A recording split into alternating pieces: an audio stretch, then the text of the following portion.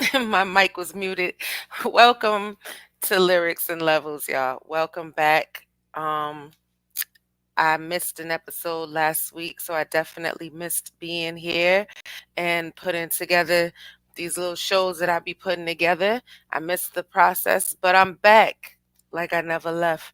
And I do have something new and improved for y'all. I did go ahead and put together a little intro for the show, and I think I have some theme music, maybe courtesy of my own child who made this beat and shared it with me. He don't know that I did this, but if he's watching or when he does watch, he's gonna find out. But let's go ahead and spin this intro that I made for my little show. You know what I'm saying? This is a debut, very first time ever in life being shown on Lyrics and Levels, and I'm proud of it. And the beat again was made by my son. Let's do this.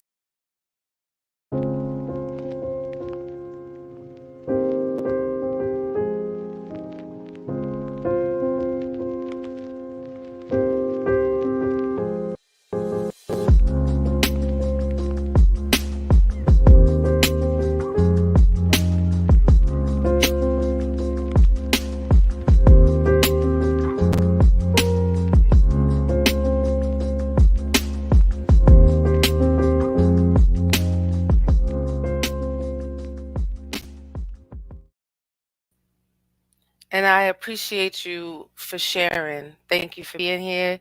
And I definitely appreciate you for sharing. That's very important, as you know, in this YouTube world. Sharing the video and even just liking it does help the video out in these spaces that we're in. So I do appreciate that. Thank you for being here. Thank you for popping up on me. I do appreciate it. So that was the intro. So if you're watching later on a replay or playback, please let me know how you feel about the intro that I created. And we're going to get right into it because, you know what I'm saying, this wasn't even supposed to be the original plan. But first and foremost, before I even get started, I want to say that I watched back a few of these videos and I do happen to or did happen to notice that there are some times when the Wi-Fi is not that great and I'm lagging or I'm glitching out or sometimes the audio is a little messed up, and so for that, I do apologize. Like, of course, we can't control the way Wi-Fi operates and works, but I wish I could give you 100% flawless show. You know what I'm saying? So when I see things like that, when I see me glitching out and I see the Wi-Fi lagging, it makes me cringe a little bit. You know what I'm saying? But I am trying my best, and you can't really control the way the internet works sometimes. So that's just one of those things. But if you see that happen, just know that I'm going to bounce right back. Don't think that I'm gone forever or whatever. Like, I'll be back and it's just a quick little second. It's just something that I noticed on my own personal playback. But as I was saying prior to that, this wasn't even supposed to be the topic of my show. I was going to talk about, as an underground artist, the things that we have to sort of do on the fly and how we can sort of help ourselves in a way by shooting our own videos using the technology of a handy dandy cell phone. Cell phones have obviously, smartphones have come such a long way. The camera technology, the video technology is really high tech, and there's no reason why if you so feel compelled to do so, can't shoot a video of a song that you want to get out to the people on your own with a cell phone without spending hundreds and thousands of dollars with a videographer. Now, does that mean don't shoot professional videos with a professional camera and hire someone and have a set and all those other things? Absolutely not. Obviously, you still would do that, but sometimes things do happen. Impromptu videos do happen. And it's great for content on things such as, your YouTube, your TikTok, and your Instagram channel. Everything is such short-lived, short attention span, like instantaneous gratification. So a 30-second video of a song that you're getting ready to premiere or put out to the people or promo, nothing wrong with that. I want to say what up to Free Society. He is in the building. And y'all know that's one of my producers out of Hartford, CT. Please check him out. So yeah, so that was supposed to be the topic of this week's video, and I'm still gonna do that topic. And I'm also gonna show you guys an example of a cell phone shot video that I did. But these music industry N words just keep messing with my ish. You feel what I'm saying? Like I had something planned, and then Drake and all his little boyfriends keep arguing and fighting and stuff. So I have to like sort of talk about it a little bit. But I'm going to talk about it in my own personal way. Like I'm not really too much concerned about the soap operas going on, because at the end of the day, I don't trust these dudes. I don't trust that this beef is real. I don't trust that they actually, have ill feelings towards each other. This could just be a plot and a ploy to get us to pay attention to them, because they're attention whores. And yet here we are paying attention to them. So the beef aspect of it, or the soap opera-ness of it, is not really my goal and my intention tonight. It's more so to obviously listen to the music, because this is lyrics and levels. And what we do here is we dissect the music, we listen to the beats, we try to find the inspiration for the music, and we also love to analyze the lyrics. So that's what this is really all about, is not necessarily to get all involved and become overwhelmed by all this beef, because potentially this beef might just be WWE. You feel what I'm saying? And I'm not going to let these dudes trick me. You know what I'm saying? So but we got to talk about it. So let's talk about it. Let's just jump right in. If you didn't know, Drake did go ahead and respond to Kendrick Lamar, Future, and Metro Boomin for their song Like That. We did talk about this. The song that they dropped, where Kendrick was not happy with being considered to be part of a big three. So he said it's not big three, it's just big me. J. Cole came out, you know what I'm saying? And J. Cole had to respond, or felt that he was pressured into responding, you know what I'm saying? I ain't gonna lie to y'all. I moved in a way that I feel spiritually feel bad on me. Like I try to. And whether you may or may not know this, he actually had the song that he dropped in response to Kendrick Lamar removed from all streaming services. So the name of that song was 7 Minute Drill. It was on an album that a mixtape that he's just so conveniently happened to name Might Delete Later, drops a diss track and deletes it later. So come on, y'all. Like, we got to be careful. Let's not let these people's marketing ploys get us and, take us on a ride that we didn't sign up for. So he deleted it later. He stuck to his word. But Drake came out and was like, hold on, like, I got to get in this too. You know what I'm saying? And Drake's response is titled Push Ups, Drop and Give Me 50. So J. Cole drops 7 Minute Drill and deletes it because he's feeling some type and he's all in his emotions. And Drake said, don't worry, little fella, I got you. And he drops Push Ups, Drop and Give Me 50. Now, you may or may not know that this was a song. There was a song entitled Drop and Give Me 50 by Mike Jones that was released way back in 2009 off of his album The Voice, and it featured Hurricane Chris. I'm not gonna lie to y'all. When I first heard yeah, exactly. Exactly. When I first heard the title Drop and Give Me 50, of course my first thoughts was boot camp, army, a sergeant, you got in trouble and you got to give him 50 push-ups. Yes. But my second, like almost immediate thought was like, I don't know if I like the way that sounds. It's kind of has some characteristics of like get down, get low with it, shake it to the flow with it, that type of thing. Only to find out, yeah, Mike Jones had a song called Drop and Give Me 50, and it was a stripper song. It was an ass shaking song. And that's what I think of when I hear that. Like, my mind doesn't naturally go to army right away, per se, or it did, but simultaneously, it also went to like twerking and ass dropping type music. So the title is already questionable to me, but I'm kind of hard when on Drake, and maybe that's the reason why. I don't know. Maybe it's just me, but that's one of the first things I thought of. Drop and Give Me 50 by Mike Jones was produced by Mr. Collie Park. And he's known for being a producer of the Yin Yang Twins. So you already know what type of music he makes. So the title, I just think already you started off on the wrong foot. I'm sorry. You're a grown ass man, and I don't want you telling another grown ass man to give you 50 anything. Drop it down and give you nothing. But anyway, so there, the first version that came out, you may have noticed that it had the sample of Get Money in the background, you know what I'm saying? And why is that significant? Get Money by Junior Mafia, by the way. Why is that significant? Because another diss track, probably known as one of the greatest diss tracks of all time, could be debatable. We could go back and forth about it if you want.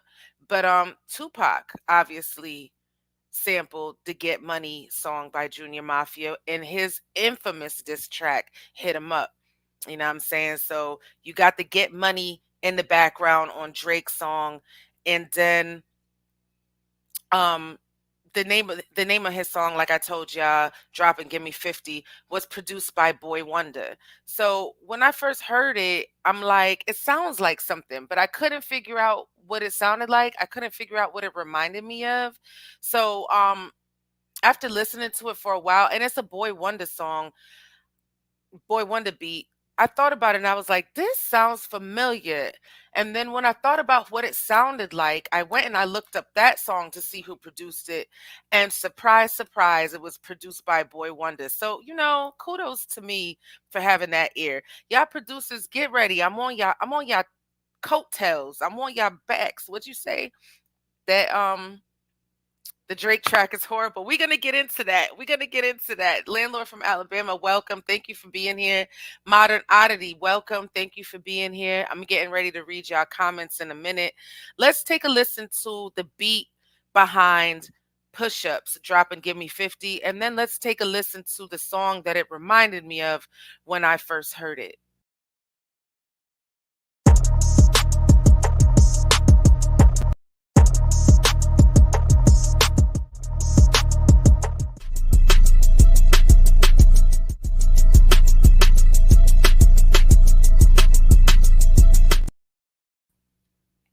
What do y'all think? You think Boy Wonder is being lazy with that beat? Did y'all hear what I heard? Let's listen to that again.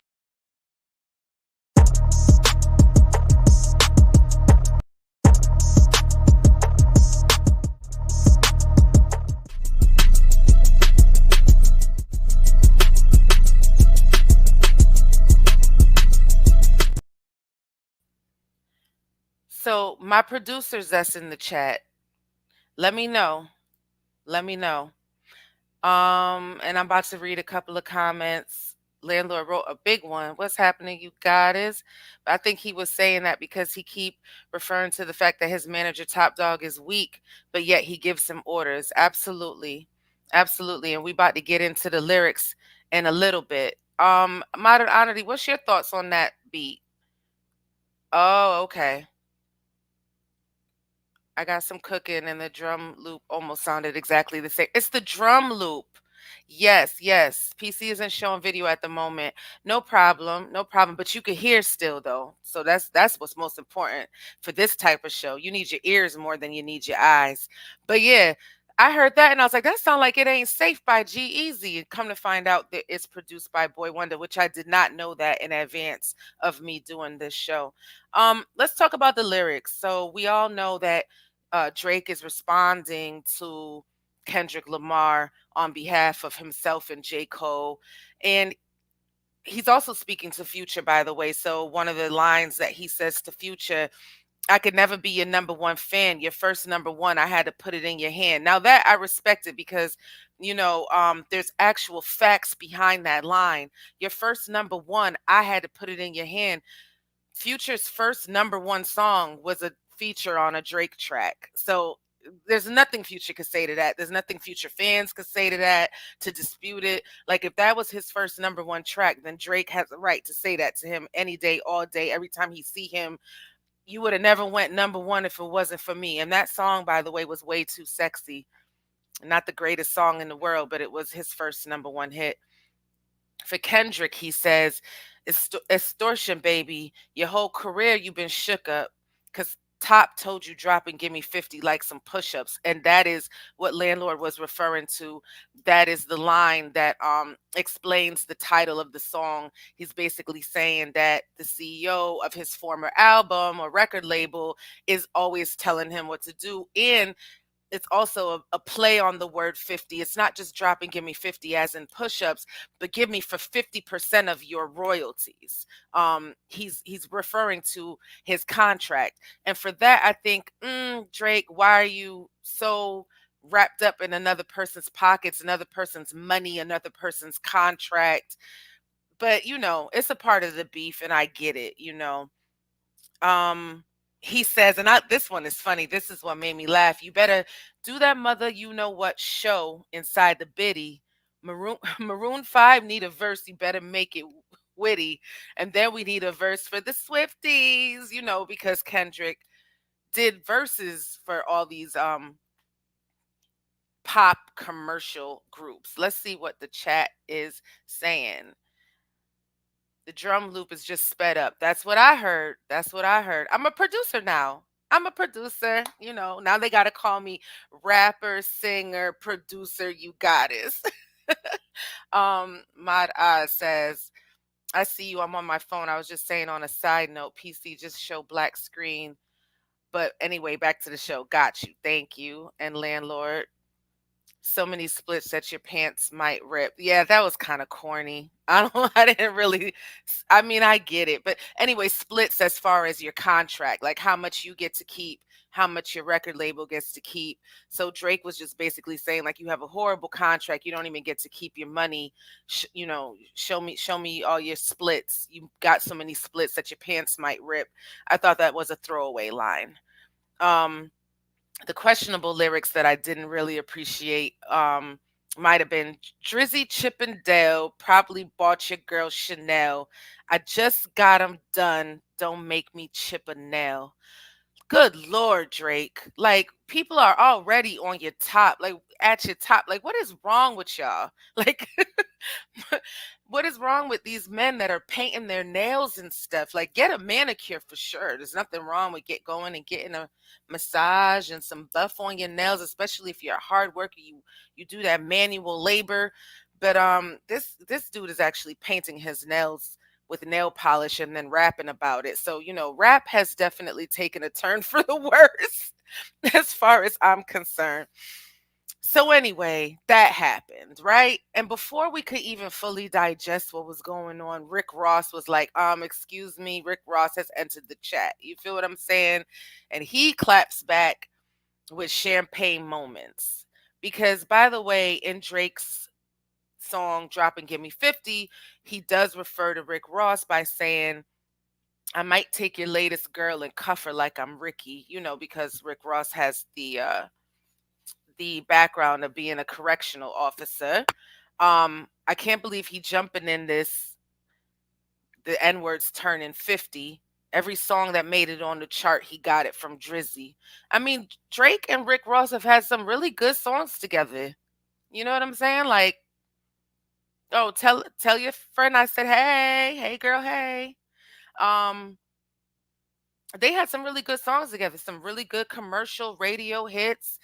I'm not mad at the music that Drake and Rick Ross made together. So it's going to be kind of hard for them to go back and forth at each other about music that they've made together when the music they've made together was really, really good and it was some really big hits. So, but here comes Rick Ross with Champagne Moments. We're going to take a second to listen to a little bit of the beat of Champagne Moments. Champagne Moments samples the 1975, and I love this because it's a French artist and it comes from a French album, so I get to speak a little Francais.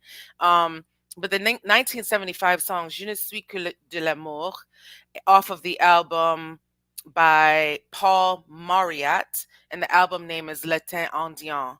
So Je ne suis que de l'amour means I am only love or I'm only love. And L'été indien is an Indian summer. So this is 1975, y'all. And it's produced, by the way, by Minnie Boom and David Bermudez. Let's take a listen to Rick Ross's Champagne Moments, the beat.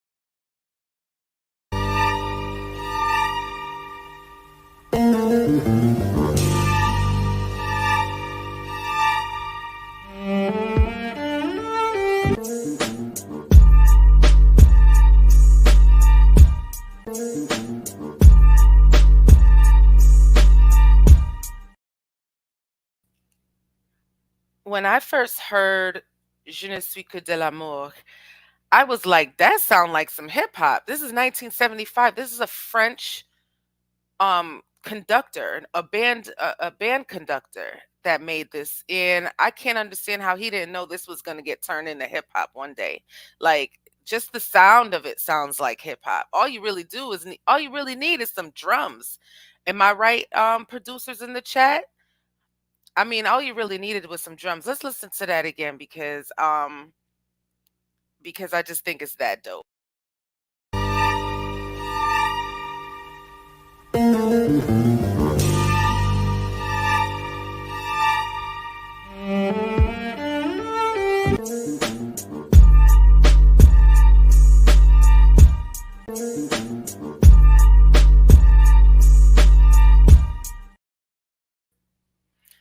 Man, BBL Drizzy is crazy.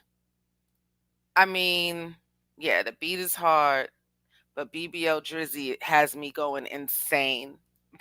I mean, um, oh, merci beaucoup. I ain't take all them years of French for nothing. When I seen it was sampled by a French composer, I was like, yeah, I get to use a little bit of my French accent. Let's see. Um, Yes, that snare, the bass drum. I mean, really, them strings, that orchestra string sound, it was just begging for some drums, if you ask me. And if you do it right, like how these dudes, like I said, Minnie Boom and David Bermudez, yeah, they hooked it up. And of course, this sample has been used before, but I honestly couldn't find anything that was worth mentioning as far as like something modern that I would have understood and recognized. But I'm surprised that hasn't been used a million times before. But let's talk a little bit about what Rick Ross said in his verse to Drake. Um of course, it's easy when you're dealing with Drake. You just automatically go for the ghostwriting aspect. You know what I'm saying? Ghostwriters, they get to floss what you could have had. Record label taking a loss. Are you in your bag? You a worker wanting to chart. Don't make me laugh. So, just like how Drake is coming after Kendrick and or Future for not owning their royalties and this, that, and the other. Rick Ross is sort of saying the same thing. You're just a worker for a label. So you die in a chart just so you can get in your bag, and don't make me laugh. He says, N words leaking they records when we speaking directly. If we keeping it gangster when you see me, you check me. And I wanted to talk about that because I feel like this leaking, oh, my record leaked. Oh, woe is me. Woe is me. I didn't mean for it to come out yet. Y'all wasn't supposed to hear that yet. I don't believe none of that. I think that's all a bunch of BS, honestly. I think it's all a bunch of BS. It's obviously marketing and promotion. It's got us all talking about it. I had to scrap my original show idea to do this shit. You know what I'm saying? So I don't want to hear it. That didn't leak. You put it out there. Um, Rick also says, like his moves, but he never had to fight in school. Always ran. Another N word had to write your grooves. Another white boy at the park want to hang with the crew. Um, Merci beaucoup. um, yeah, a lot of racial stuff was being said by Rick Ross about Drake being white. So it's the elephant in the room for me. Um, when you half and half, I feel like you're not one or the other, you're just half and half. So, let's just leave it like that. I see why Rick Ross went down that road. I mean, when you battling against someone in hip hop and they're white or half white, I'm saying that's something that you could easily just attack right away as a jab in your punchline. So I don't have a problem with that. Um, but I guess so the question is, who came the hardest? beats wise, lyrics wise, delivery wise. So far, we have Like That with Future, Metro Boomin, and K Dot. We got 7 Minute Drill, The Response. You know what I'm saying? That, I ain't gonna lie to y'all. I moved in a way that I feel spiritually feel bad on me. Like I try to like hopefully y'all got a chance to listen to that song because allegedly it's been removed from all platforms. Um, Drake's response, dropping Give Me 50, and then Rick Ross for getting involved and coming out with Champagne Moments. And who you think is the front runner? And also another question for the chat and the comment box. Um, is hip hop beef even real? Do you believe it? Do you get involved in it like emotionally and passionately, or do you just sit back and watch and relax and just take it at face value? Um, you think they're all gonna be on a song later? That's why I don't try to get too emotional with this. Maybe back in the days you would, but not anymore. Um, who you think's gonna apologize next? Those are the type of questions I have for y'all. Um, Drake went in with the line, "How you the biggest? What stepper with a size 7?" Yeah, how he know what size shoe he wear? How he know what size shoe he wear? Feel like a soap opera nowadays with the J. Cole shit. Right, right. I don't trust these dudes. I don't trust them not 1 second. They're all gonna be on tour mid 2024, and and they're gonna sell lots and lots of tickets. So just remember, you gotta set it.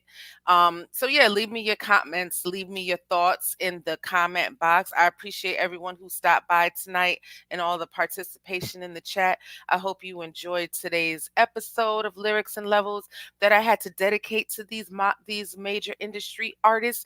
But next episode, which will be on Thursday night, is going to be about underground artists and the things, little tricks and tips of the trade when you're out on the road or out and about and you want to make content. Just whip out your cell phone. That's all you really need in the heat of the moment. So, we're going to talk about that next time. I really do appreciate all of y'all for watching. Go out and listen to these songs, but always try your best to find out where they came from. And in the meantime, peace, and I'll see you in a couple of days.